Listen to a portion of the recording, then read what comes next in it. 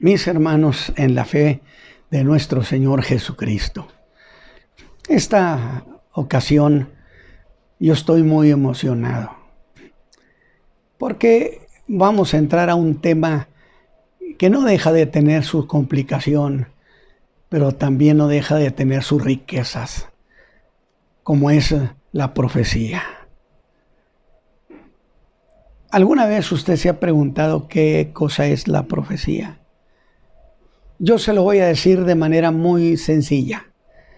Profecía no es más que historia, solo que contada con anticipación. Así nada más, eso es profecía. Y digo que es historia porque son cosas que suceden en tiempo y lugar, en alguna ocasión, en algún lugar. Eso es sencillamente profecía. Y entonces yo quiero participar con ustedes dando mi voz en un tiempo como esto que es tan complicado y donde la profecía es un territorio muy propio para la especulación. Especulación que a veces preocupa mucho a los hijos de Dios. Que si ya se está acabando el mundo, que si estamos en la gran tribulación, y una diversidad muy grande de cosas que preocupan al creyente. Y bueno, es justificado que se preocupen. Sin embargo, no debe serlo si la palabra es enseñada con fidelidad. Entonces, yo quiero decirles a ustedes lo siguiente. En esta primera ocasión en que nos vemos, es cierto que yo soy un viejo predicador muy conocido, que he participado en muchas ocasiones, en muchos lugares, de tal manera que no soy un extraño en la vida ministerial. ¿Quién soy? Hace 58 años el Señor Jesús me salvó. Y esa noche que el Señor me salvó, me llamó al ministerio. De tal manera que entonces he participado, he recorrido un gran camino en esto de la fe preciosa de nuestro Señor. He caminado un largo trecho y en cierto sentido me siento con derecho de opinión en el cuerpo de Cristo. Porque no es justo que mis hermanos, que los redimidos, anden a veces mortificadísimos, preocupados. Alguien me decía, hermano Ramos, ya se va a acabar el mundo. Dijeron que esto iba a suceder. Yo le dije, mire, la profecía, como la doctrina también, tienen una lógica y tienen un sentido común. Dijo, ¿cómo es eso? Dije, mire, el Señor Jesús todavía volverá a la tierra y establecerá su reino y reinará en la tierra 1000 años. ¿No le parece que esto tiene un sentido? Es decir, si la tierra, el Señor Jesús va a reinar 1000 años más, pues la tierra tiene que existir 1000 años más. Así que no se preocupe, le dije, todavía le queda bastante tiempo a esta tierra. Y cuando el Señor Jesús venga, esta tierra será exitosa. Le esperan buenos días a la tierra, esta tierra tan maltratada. De tal manera que les menciono, tengo 58 años en el ministerio. Y por supuesto, lo hago con bastante alegría. Y yo espero que ustedes, mis hermanos, me acompañen en esta serie de charlas, de enseñanzas, de comentarios, en que espero que usted sea edificado. Mire, yo quisiera establecer puntos de referencia, lo que yo le llamo crear la infraestructura para una enseñanza. Y bueno, ya hemos planteado mi referencia ministerial de 58 años, de haber participado mucho y haber cuidado lo que enseño y lo que digo. Porque he aprendido que todo lo que usted afirme debe estar avalado, no meramente al decir avalado por la Escritura, sino avalado por los principios que establece la Escritura, que ya no es la misma cosa. Entonces, todo enseñador de la palabra debe asegurarse que se sustenta en esas columnas de la fe. Y entonces estamos poniendo referencias para la próxima ocasión. Ahorita me estoy presentando con ustedes, mis hermanos. Pero déjenme decirles algo.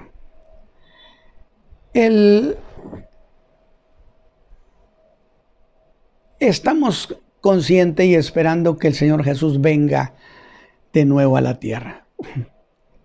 Pero yo quiero poner esta referencia muy particular. Es decir, tenemos por un lado a Babilonia,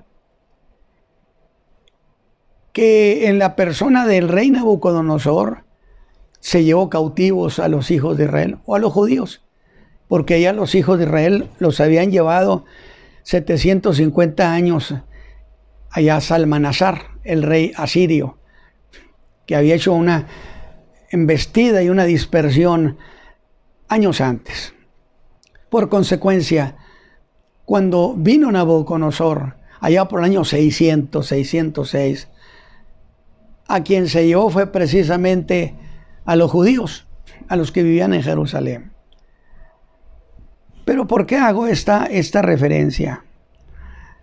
Porque en la Escritura hay dos términos. Uno, el que dice en Lucas 21:24, hasta que se hayan cumplido los tiempos de los gentiles. Estoy poniendo una referencia. Y en Romanos 11:25 dice, hasta que se hayan cumplido la plenitud de los gentiles. Son dos términos muy interesantes. ¿A qué se refieren? Cuando digo yo el tiempo de los gentiles, es una referencia específica a que el tiempo deja de contar para Israel cuando no tienen un rey descendiente de David sentado en el trono en Jerusalén. Y Nabucodonosor se llevó al último, que fue Sedequías. Allá murió en Babilonia. Y a partir de esa fecha, Jerusalén jamás volvió a tener sentado en su trono a un hijo de David. Hubo muchos otros que se sentaron en trono, pero nada tenían que ver con el hijo de David. Y entonces a eso se le llama el tiempo de los gentiles, cuando los gentiles están gobernando y teniendo dominio sobre Israel. Ese es el tiempo de los gentiles. ¿Cuándo se habrá de terminar el tiempo de los gentiles? Exactamente cuando se vuelva a sentar un hijo de David, un descendiente de David, que se vuelva a sentar en el trono de David su padre. Y entonces estoy diciendo que no se ha sentado ningún hijo de David. De tal manera que esto nos lleva precisamente hasta la segunda venida de Cristo, que es cuando el Hijo de David, el Señor Jesús, descenderá en su segunda venida a la tierra y le quita el dominio a los reinos gentiles, que es precisamente la enseñanza de Daniel 12, la estatua de Nabucodonosor. ¿Qué sucede? Sucede que aquella piedra no cortada con mano, que yo recientemente acababa de decir, en realidad nadie se apunte para decir que ellos le van a establecer su reino a Cristo. Mi Biblia enseña y la profecía enseña que será Cristo mismo, la piedra no cortada con mano, que vino y golpeó la estatua, desmenuzó los reinos de la tierra y Él estableció su reino. Entonces, para que nadie se apunte y diga, le estamos preparando el reino al Señor para cuando Él regrese, eso lo vamos a entregar. No se apunte con eso. Yo siempre digo, no vaya a una fiesta que no lo invitaron. Establecer el reino y poner fin al tiempo de los gentiles le corresponde al Señor Jesús. Estamos diciendo que el tiempo de los gentiles viene desde Babilonia, desde el tiempo de Nabucodonosor hasta la segunda venida de Cristo, cuando Cristo establezca su reino. Es estrictamente a eso se le llama precisamente el tiempo de los gentiles. Mientras que la plenitud de los gentiles es diferente, que está en Romanos 11:25. ¿A qué se refiere la plenitud de los gentiles? Evidentemente se refiere al tiempo de la gracia, cuando se convocó, cuando se lanzaron los predicadores de Jesucristo, particularmente el apóstol Pablo, convocando a los gentiles para que vinieran a Cristo. Y ese tiempo se ha llevado pues más de 2000 años. Pero llegará un momento cuando esa oportunidad al mundo gentil se habrá de terminar. Y entonces a eso se le llama la plenitud de los gentiles. Y precisamente la plenitud de los gentiles coincide con la venida de Cristo por la iglesia. Es decir, el Señor Jesús vino por la iglesia. Nos levantó. Y entonces se terminó el tiempo de la gracia. Por si usted me pregunta que si soy dispensacionalista, en ese sentido sí lo soy. Claro que sí. Entonces son dos términos que usted tiene que tomarlos como referencia en lo que vamos a estar explicando sobre profecía. Ahora, también debo aclarar que cuando hablo de profecía, estoy hablando en un término genérico. Es decir, no cierto tipo de profecía, sino la profecía en general. Sin embargo, dentro de lo que es la profecía, hago una precisión sobre lo que es escatología. Escatología es profecía también, solamente que se refiere estrictamente a acontecimientos finales, a las cosas que suceden al final, al fin de los tiempos. A eso le llamamos escatología. Por consecuencia, estaremos hablando algunas cosas de profecía y otras de escatología, que es profecía, pero profecía a distancia, la lejana, la que está prácticamente al final de los tiempos. Entonces, yo espero, por supuesto, que usted vaya aprendiendo esta terminología. ¿Dijimos? Tiempo de los gentiles. ¿A qué se refiere? Se refiere precisamente a todo el tiempo en que el mundo gentil ha dominado sobre el mundo judío o Israel. Mientras Israel no tenga su propio rey, el tiempo de los gentiles está corriendo. ¿Por qué? Porque las naciones gentiles imponen su dominio sobre el mundo gentil, sobre el mundo de Israel. Por consecuencia, ¿desde cuándo empezó a contar el tiempo de los gentiles? Lo dije, desde que se llevaron al último rey de Judá, que fue Sedequías. Se lo llevaron a Babilonia. Por lo tanto, corre tiempo a partir de Babilonia. ¿Cuándo se ha de terminar ese tiempo? Cuando se siente un hijo de David en el trono. Ahorita no lo ha hecho, pero habrá una gran conmoción, un gran suceso. Los cielos se abrirán y descenderá el Hijo de David, descenderá Jesús, el Hijo de Dios, de la casa real, y entonces se sentará en ese trono y dominará sobre las naciones gentiles, de tal manera entonces que se termina el tiempo de los gentiles. Yo espero que esto haya quedado claro. Haga apuntes, haga preguntas, usted puede anotarlas para preguntar cosas. ¿Por qué? Porque interesa mucho. A mí en lo personal me interesa mucho que sean cosas que se entiendan. Porque son cosas que tienen que ver con los acontecimientos finales. Y a veces los creyentes andan corriendo de aquí para allá, desorientados. Entonces el tiempo de los gentiles se habrá de terminar cuando el Hijo de David, Jesús, el Hijo de Dios, descienda en su segunda venida y se siente en su trono. Alabado sea Dios.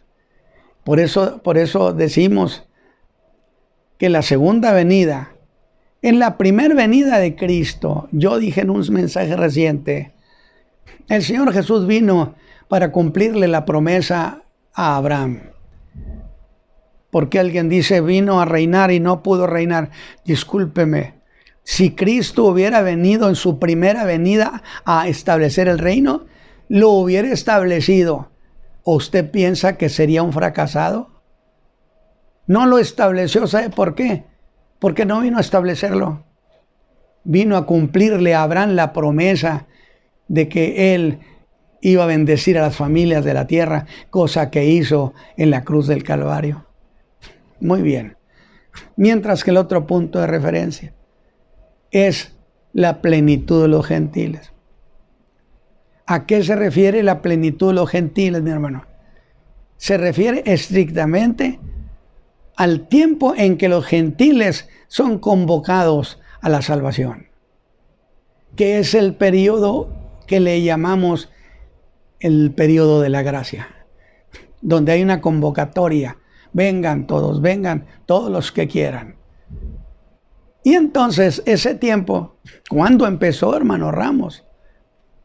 Empezó estrictamente cuando el Señor Jesús, al irse al cielo, ordenó que se predicara en su nombre perdón de pecados, empezando por Jerusalén, en Judea, en Samaria y hasta lo último de la tierra. Y desde hace 2000 años, millones y millones de gentes le han dado el sí al Señor Jesús y lo han recibido como su Salvador. Maravilloso. Entonces, todo ese tiempo, el mundo gentil ha tenido la bendición de venir a Cristo. Empezó entonces allí, en Jerusalén. Pero, ¿cuándo se habrá de terminar? Precisamente la plenitud gentil se termina cuando Cristo viene por la iglesia. Cuando la rescata, cuando se la lleva, cuando nos lleva. Alabado sea Dios. Que es un tiempo tan esperado por los hijos de Dios, por milenios. Entonces, cuando viene el arrebatamiento de la iglesia, se termina el tiempo de oportunidad de los gentiles y corre tiempo de los últimos 7 años de las 70 semanas de Daniel. Empieza a correr el tiempo. Estoy poniendo puntos de referencia, definitivamente. Yo espero que usted vaya conmigo en esta cuestión tan preciosa. Entonces hemos puesto esa referencia Babilonia, cuando se llevó al último rey de Judá, ya no ha vuelto a ver rey de Judá. Que por cierto, para que el reino se establezca significativamente o legalmente, tiene que estar la Jerusalén en manos de ellos, el templo, y que se siente un descendiente de David. Del otro modo, no está establecido ese reino. Serán cosas preciosas. Y precisamente aquí es donde nos vamos o acudimos a otro punto de referencia que viene siendo las 70 semanas. Que parecería que las 70 semanas nada tienen que ver, lo tienen que ver todo. Daniel no tuvo revelación, sino lo que pasa es que Daniel dice que empezó a leer y a buscar en la profecía de Jeremías. Y leyendo, descubre que iban a ser 70 años. Y que los 70 años se han cumplido. Y eso produce que Daniel se entregue en oración y ayuno, con gran lloro a Dios, para decirle que el tiempo se ha terminado, que lo regrese a casa. Maravilloso. Y es entonces cuando un ángel viene, ángel Gabriel, el de los mensajes preciosos, y le dice a Daniel lo siguiente: Daniel, 70 semanas están determinadas sobre tu pueblo y tu santa ciudad. Y le hace un desglose: 7 semanas, luego 62 semanas para completar 69, y luego la última, que es la semana 70, a la que miramos con mucha expectación. Y yo quiero que usted ponga cuidado. El ángel le dijo a Daniel: 70 semanas están determinadas sobre tu pueblo y tu santa ciudad. Lo que a mí me hace decirle a usted, a mis hermanos, las 70 semanas no tienen nada que ver con el mundo gentil ni con la iglesia. ¿O no fue claro el ángel? 70 semanas son de ustedes. Las 70 semanas sobre tu pueblo y tu santa ciudad. De tal manera que aún la semana 70, puedo decirlo, es propiedad de Israel. Y sobre eso vamos a trabajar mucho la profecía, porque le voy a decir, en esa semana 70 está incrustado el Apocalipsis. A veces no lo vemos de esa manera, pero quiero que usted lo vea. Y yo espero que la próxima semana usted corra la voz. Los sábados a las 7 de la tarde usted puede acompañarnos con esta enseñanza sobre la profecía. Entonces, espero que usted haya asimilado, decir: ahora sí, hermano Ramos, aprendí estos puntos de referencia. Puntos de referencia. Que Dios me los bendiga. Vamos a orar. Padre, mira, Señor, que he enseñado estas versiones de la fe a tus hijos. Y yo quiero que me ayudes para enseñar con fidelidad, de tal manera que tus hijos sean bendecidos.